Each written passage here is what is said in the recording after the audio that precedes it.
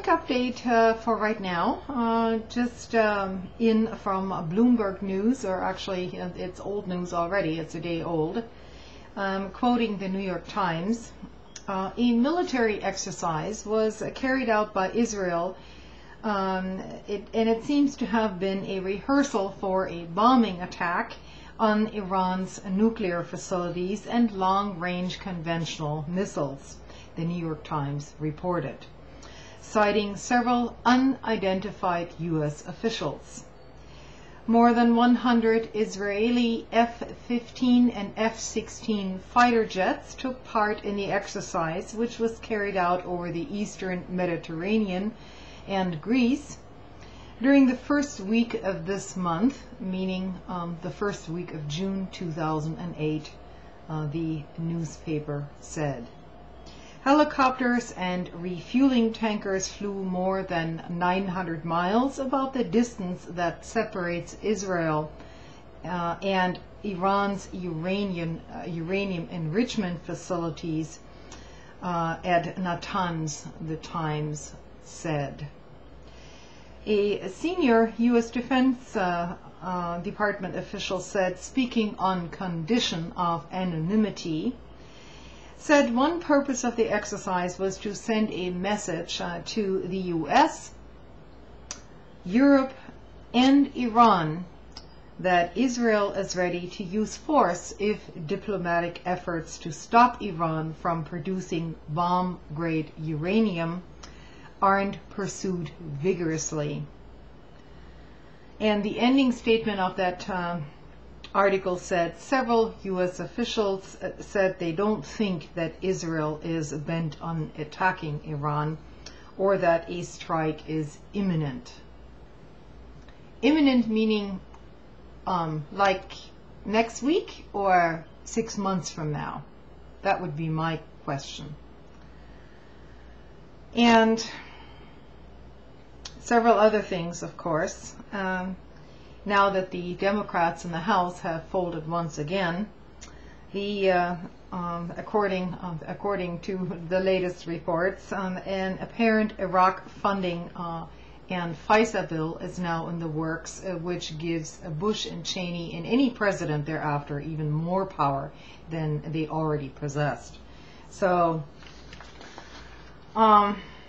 here, yes, on the domestic front, I'm quoting here from an article by Glenn Greenwald over at Salon.com.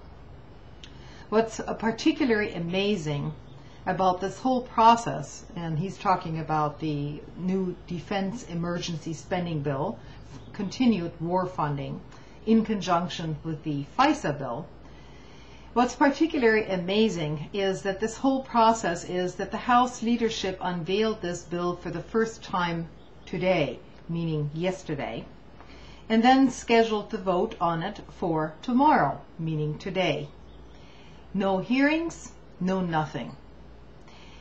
They all have less than 24 hours to read the bill and then decide whether to eviscerate the rule of law in the Fourth Amendment altogether. I recall Democrats long complaining that they were only given 1 day before being forced back in September of 2001 to vote against the Patriot Act, yet here we are again, even without the excuse of 9/11, doing exactly what the Democrats did in the past. I'm sure their votes tomorrow, meaning today, will be a byproduct of a very conscientious, thoughtful, and diligent review of what is before them. So here's a little update. Now that Democrats have agreed to this bill in the House, the GOP isn't even bothering with the pretense anymore that this is an actual compromise.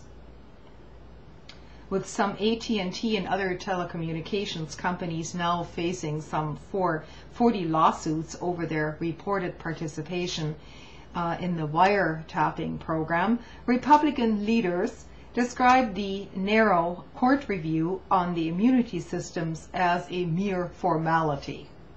The lawsuits will be dismissed, Representative Roy Blunt of Missouri, the number 2 Republican in the House, predicted.